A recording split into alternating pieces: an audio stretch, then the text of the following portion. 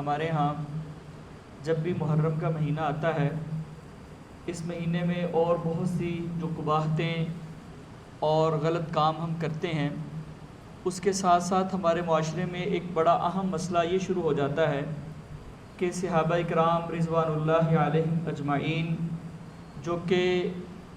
دنیا کے افضل ترین افراد تھے، ان کے بارے میں جو ہے وہ زبان درازیاں شروع ہو جاتی ہیں، عجیب و غریب قسم کی بحثیں، باتیں، ان کی غلطیوں کی تشہیر کرنا، غلطیوں کو اچھالنا،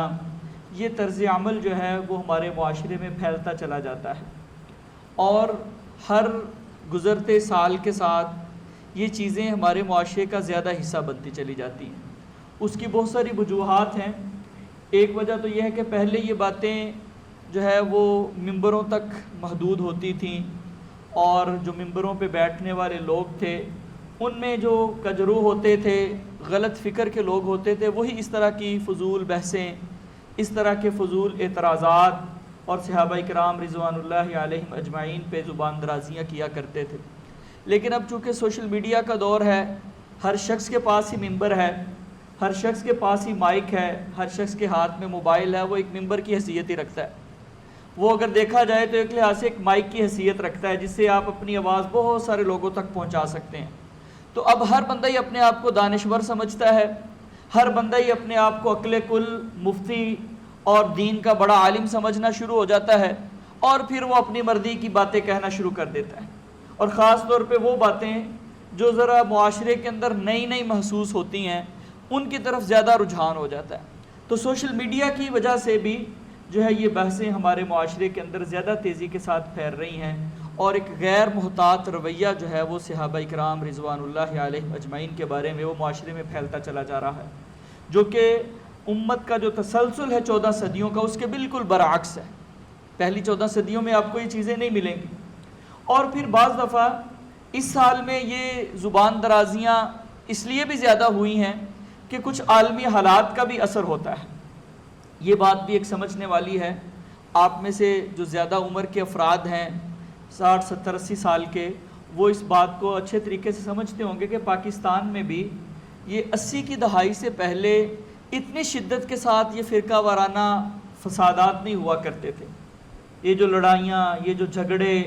آپ کو پتہ ہے کہ پوری ایک قتل و غارت کی لہر جو ہے وہ 80s کے اندر اور پھر 90s کے اندر بھی وہ جاری رہی۔ اس کو اگر آپ اینالائز کریں کہ آخر وجہ کیا بنی کہ مسلمان بر صغیر کے اندر تو صدیوں سے اکٹھے رہ رہے ہیں، شیعہ اور سنی اکٹھے رہ رہے ہیں نا، اور اہل تشیع جو ہے وہ صدیوں سے وہ گھوڑا بھی نکالتے ہیں، اور وہ جناب سارے اپنے وہ کام بھی کرتے ہیں، عزاداری کی محفلیں بھی ہوتی تھیں، بڑے بڑے شاعر ہیں، انہوں نے مرثیے بھی کہے ہیں، لیکن یہ فسادات نہیں ہوتے تھے بر صغیر کے اندر۔ آخر کیا وجہ ہوئی کہ یہ 80s کے اندر پھر شروع ہوئے اور پھر مسلسل چیزیں چلتی چلی جا رہی ہیں؟ تو اگر آپ اینالائز کریں گے تو آپ کو ایک بات کا احساس ہوگا کہ اس میں ایک بڑا رول جو ہے وہ 1979 کے اندر جو خمینی کا انقلاب آیا تھا اس کا بھی تھا۔ اس انقلاب کے بعد ایک پوری مذہبی حکومت اہل تشیع کی قائم ہوئی،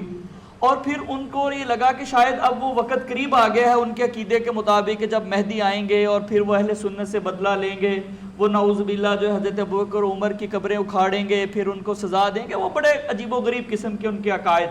اب ان کو لگا کہ اب ہماری حکومتیں آنا شروع ہو گئی تو اس کا مطلب ہے کہ بس اب سب کچھ ہمارے ہاتھ میں آ جائے گا۔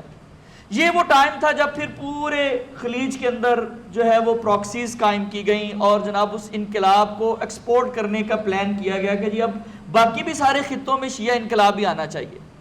اس کے بعد آپ دیکھیں پورے عرب کے اندر، آپ یمن میں دیکھ لیں، آپ لبنان میں دیکھ لیں، اردن کے اندر دیکھ لیں، شام میں، عراق میں، ہر جگہ پہ قتل و غارت کا بازار کرب ہوا۔ اور آپ کے پاکستان کے اندر بھی اس کے بعد یہ جو کلاشنکوف کا کلچر آیا اور ایک دوسرے کو مارنے کے فتنہ و فسادات کا کلچر آیا، یہ اس کے بعد کی بات ہے، کیونکہ اتنی بڑی تعداد کے اندر لٹریچر صحابہ کی توہین پہ مبنی اور غلط عقائد پہ مبنی پاکستان میں امپورٹ کیا گیا۔ تو عرض کرنے کا مقصد یہ ہے کہ بعض دفعہ جو عالمی حالات ہوتے ہیں نا، ارد گرد میں جو تبدیلیاں آ رہی ہوتی ہیں، وہ بھی اثر انداز ہوتی ہیں اس طرح کی بحثوں پہ۔ اس دفعہ بھی جو ہے وہ چونکہ ایک وہ کانفلکٹ چل رہا تھا ایران کا اور امریکہ کا، اس میں جو ہے وہ اہل سنت کی بھی بہت سارے ہمدردیاں تھیں ایران کے ساتھ کہ چلیں جو بھی ہے اس کا ماضی جو بھی رہا ہے، اس نے ماضی پہ جو بھی ظلم و ستم ڈھائے ہیں، چلو اب تو کم از کم اسرائیل کے خلاف کچھ نہ کچھ کر ہی رہا ہے نا، تو ہمدردیاں اہل سنت کی بھی ان کے ساتھ تھی۔ اب وہ دوبارہ سے ایک جو ہائپ کریٹ ہوا، اس سے پھر ایسے عناصر کو یہ شے ملی اور ان کو یہ حوصلہ ملا کہ شاید اب پھر سے ہم اپنے نظریات اور خیالات کو بزور طاقت معاشرے پہ لگا سکتے ہیں۔ اس لیے آپ دیکھیں کہ بڑے بڑے علماء جو ہیں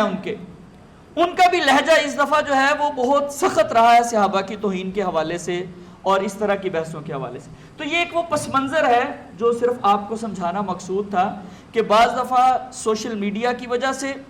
اور بعض دفعہ عالمی حالات کی وجہ سے اور اوورآل بھی ہمارے معاشرے میں بدتمیزی کا کلچر بڑھتا چلا جا رہا ہے۔ آپ سیاسی اختلاف کر کے دیکھ لیں کسی کے ساتھ، لوگ گالیاں دینے پہ آ جائیں گے۔ آپ فقہی اختلاف کی بات کر کے دیکھیں، لوگ آپ کو گالیاں دینے پہ آ جائیں گے۔ یعنی وہ اختلاف کو جو برداشت کرنے والی بات ہے وہ کم ہوتی چلی جا رہی ہے، اور گالم گلوچ اور بدتمیزی کا کلچر جو ہے وہ بدقسمتی سے ہمارے معاشرے کا حصہ بنتا چلا جا رہا ہے۔ جس کے ساتھ تھوڑا سا اختلاف ہو جائے، کسی بھی معاملے میں ہو جائے، لوگ گالم گلوچ پہ اتر آتے ہیں۔ چاہے وہ دینی طبقے ہوں، چاہے وہ سیاسی طبقے ہوں، چاہے وہ لسانی گروہ ہوں، چاہے وہ صوبائی جنگ لڑنے والے لوگ ہوں، جو بھی لوگ ہوں۔ تو عرض کرنے کا مقصد یہ ہے کہ یہ سارے وہ معاملات ہیں جن کا اثر اس بحث پہ بھی بہت زیادہ پڑ رہا ہے کہ اب آئے روز صحابہ اکرام رضوان اللہ علیہم اجمعین جو ہیں ان کی ذات پہ اور ان کی غلطیوں کی تشہیر پہ بہت زیادہ زور صرف کیا جاتا ہے۔ تو ایسے حالات میں ہم یہ سمجھتے ہیں کہ ہمیں بہت زیادہ اس بات کی کوشش اور فکر کرنی چاہیے کہ ہم خود بھی اور ہماری آئندہ آنے والی نسلیں ہم ان کو صحابہ کی محبت سکھا کے جائیں۔ یہ ہمارے ایمان کا حصہ ہے۔ امام طحاوی رحمہ اللہ وہ لکھتے ہیں، وہ کہتے ہیں کہ صحابہ کی جو محبت ہے وہ حبہم ایمان، ان کی محبت ایمان ہے، دین ہے، و احسان اور احسان ہے۔ وہ بغضہم، اور ان کا جو بغض ہے ان سے نفرت کرنا، ان کے بارے میں برے خیالات رکھنا، وہ کہتے ہیں کہ یہ کفر و نفاق و طغیان، یہ کفر ہے، یہ نفاق ہے، یہ سرکشی ہے۔ تو یہ ہمارے علماء کا، امت کا یہ متفقہ فیصلہ ہے کہ صحابہ کی محبت ایمان کا حصہ ہے۔ تو اگر اس پہ کوئی حرف آتا ہے تو اس حوالے سے